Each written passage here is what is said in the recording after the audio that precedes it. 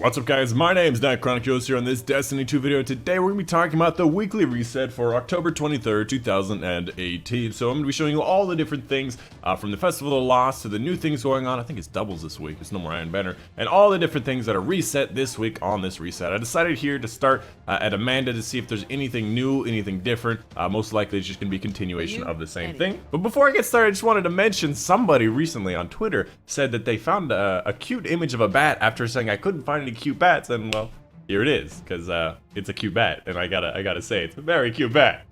Anyways, let's go ahead and get into it. Pretty much the same thing as before. Nothing really seems to have changed. It's gonna be the same order. Just make sure you get your dailies, make sure you get your weeklies, and do it on all your characters, and you should be able to complete these things and get lots of Masterwork Horrors and Fragmented Souls, and get yourself one of these 600 power guaranteed horror stories no matter what level you are. And if you've never seen these Halloween things before, don't worry, I have a video on my channel that I released last Saturday. Make sure you check that out. It is an ultimate guide on everything Halloween. I went through everything that I knew about 5 days after the event came out, so that I had the most information to give you guys. So if you don't know anything about the event, or you want to know more, check it out. It really did take a long time to make, and I think I have some pretty good information there. Next up, let's talk about the Nightfalls. The Nightfalls this week, we have Inside Terminus, Arms Dealer, and Hollowed Lair. Hollowed Lair was a big thing on the last week because of the Mindbender's Ambition. A lot of people trying to get that shotgun. Anyways, the uniques for this one, Inside Terminus, is going to be the Long Goodbye, a sniper rifle, 90 RPM. I believe the curated version has things like rangefinder, light mag, and stuff. Not something that's particularly interesting. It is something that is unique though. Next up, Arms Dealer, it's going to be Tilt Fuse Exotic Sparrow, and lastly, Hollowed Lair again is going to be the Mindbender's Ambition, which seems to be a very popular shotgun in PvP. I recently made a top PvP specials video, and this one was just a little bit too hard to get to be able to be put in this top 5, as well as the fact that I don't have it yet. But for the most part, what I've heard is a lot of people like it, so you might want to try getting this. And also, this is a very high scoring Nightfall as it is, because I've gotten like 400 kills by myself in this. It's kind of ridiculous. As far as the easiest Nightfall to complete is going to be Arms Dealer. The highest scoring is going to be Hollowed Lair. The burn for Vanguard Strikes and Heroic Adventures this week is going to be Arc Singe. And Daily Heroic Stories for that matter, actually.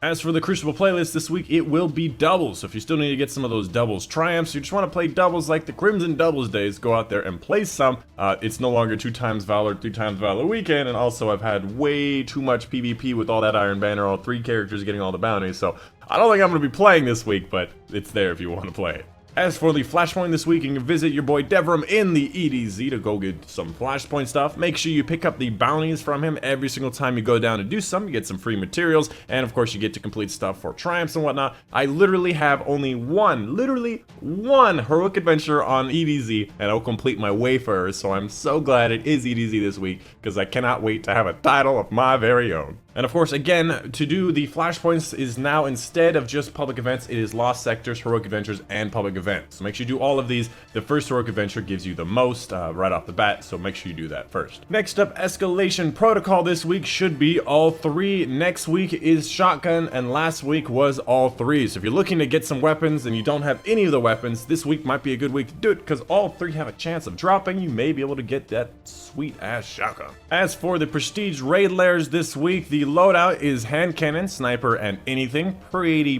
powerful loadout, seeing as you can probably just bring a whisper on top of that. Hand cannons are the preferred kinetic, very nice. And of course Prism, which means you can do some insane damage with whispers and sleepers and all the things you want to use. So this one's definitely going to be one of the easier weeks to do Leviathan. Spires of Stars, you know, Prestige, or even Eater of Worlds if you want to. And of course, make sure you visit Spider so you can go get his powerful bounty if you have not done it. I'm not going to be showing which one he has, but make sure you do that. This is kind of just your friendly reminder. As well as in 1 week, on the 30th, he will then start having wanted bounties that will give you Masterwork Cores, which I'll be showing you more in depth next week on the reset. And also will stop being called Masterwork Cores. As for the Dreaming City this week, the curse is at its weakest. The way you know this is Petra's in the Strand. The growing curse is going to be here on the Divinian Mist, and of course the strongest curse is going to be here in the Ray Sylvia. So that's, if you want to know what level the curse is, just look for where Petra is and she will tell you on her position. And now we get an in-depth look at looking at somebody else in the tower, because it takes forever to load in your character when you teleport. It seems like Slevslicks, yeah, that's a really weird name. Slevslicks is getting us finally. Jesus Christ. Alright, the moment I've been waiting. Oh, shoot! The moment I've been waiting for, the EVERIS supply update. I've been looking forward to this Halloween event, all the different things we got and whatnot, and this Sparrow was one of them. I've been looking forward to getting this thing, and the fact that it's on sale is really nice. This ghost doesn't have any particularly amazing perks, so just ignore that. But I'll be going through in a little bit. I just said that I just wanted to say this Sparrow is mine. So as far as the things that are on the Festival of the Lost purchases, you guys can get each one of these things. This Sparrow is one of the new Sparrows, so you can actually use right trigger R2 to use stabilizer and roll and flip through the air, which is really fun. You can actually get your boost back from it, actually, if you land a front flip or back flip or something like that. You also can get the Stonecrafter's Amalgam Shell. It's a Speed Demon Almond Telemetry. I have tons of these. I don't really need another one. You've got the chest and legs for any of the classes you have, if you still need either one of these. This is actually the only two I have on this character, because I got them last night. You can also purchase the glitter ball, which is random from a glitter, from a bright engram if you want to get this. And then finally a spooky shader pack, pretty much the same as last week. Just get a random assortment of shaders that includes some of, not just the new spooky shaders. As for the bundles, it seems like nothing has changed. This is gonna be the new Fighting Lion. This one is the Misbehaving, which you have Prankster Dance and the Arachnophile. That actually might be new. And then the Ephemeral Bundle, which I think is the same as last week. Yeah, okay, so that is the same. If you wanted to get either one of these are the prices. You can see them on screen. 1100 is pretty much $10, otherwise it's a 100-to-1 ratio. Next up, let's go to the regular purchases. You got a whole bunch of things, including All Mine, Celebratory Dance, a whole bunch of things. Battle Strike, I got a 160 version, looks very nice, I recommend it. You got your Tall Tale, if you want to get these. Ghosts, which are random rolls.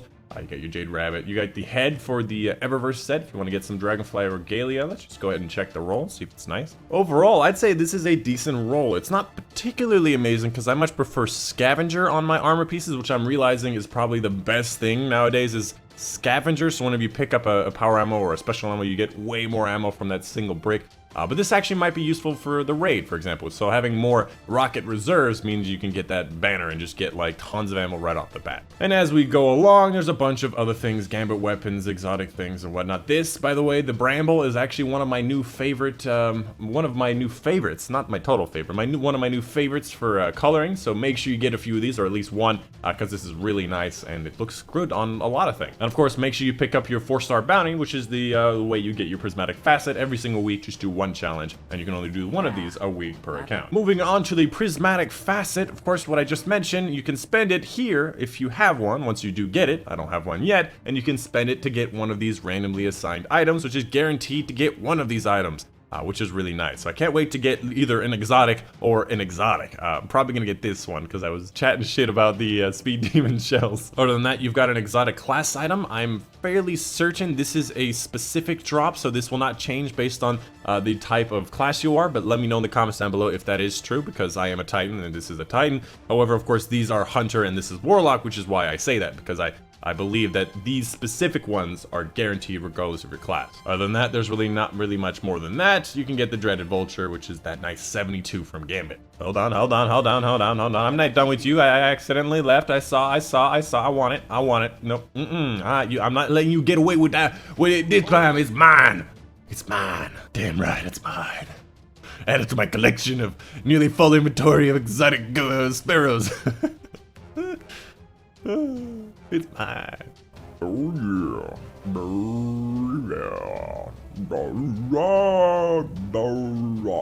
And that was an insight on what I do when I'm running across the tower. Honestly, I have no idea. I'm bored. Why would they put a teleport point on the other side of the tower? Benedict Cumberbatch, the 99-40th. His inventory. Oh, look at what he's got. All right, from the front, you've got Spires of Stars for the helmet and the arms, if you're looking for them. You've got the regular Leviathan class item, the Prestige Leviathan chest item, and the Spires of Star legs, actually. So there's 3 Spires of Star items, actually. I didn't realize the last one. And then finally, he is selling the Midnight freaking coup, which is some of the best weapons, regardless if it's a year 1 weapon from the beginning of the game. The Midnight Coup, amazing roll. It's a 150 hand cannon, and the 150 hand cannon for the kinetic slot is the only one in legendary slot. So you gotta get yourself one of these if you do not have it already. It is still an amazing weapon, somewhat replaceable by the new ones, but is still incredibly amazing. So complete the Leviathan on this reset, and you can purchase this directly from Benedict. And just so you know, this is not the only amount of tokens I have from the raid. I actually put 2 other stacks of 999 in my vault because they were taking up needed space from my inventory. Okay, parrots, stop chatting shit in the comments, okay? I do the raid a lot. Chill. And lastly, we have Hawthorne. Hopefully this week it will not just be the summoning ritual or the witch challenge. First off, her dailies here, if you wanted to see what the dailies are for today, and of course the weeklies, which are pretty much the same every single week. You got 2 escalation protocols actually. Escalation protocols, gambit matches. This is actually a good one. I already have it, but I haven't done it with the clan. And finally, forever fight. Let's go. Finally, a freaking challenge is not the first to fight forever. I don't know what this is, but I can only assume it's gonna be the ogre. So if you want to go out, do the challenge, get that triumph, it is finally here this week. And that is pretty much it for the reset. If you want, I can be found here at the noodle box, so make sure you come by and get yourself some noodles if you wanted to say hello. But that is the video for you guys today. I am looking hella fresh with my new shaded out armor and whatnot. Metro Shift is my favorite. But yeah, that's it. My name is Dychronic, and I will see you guys on the next one.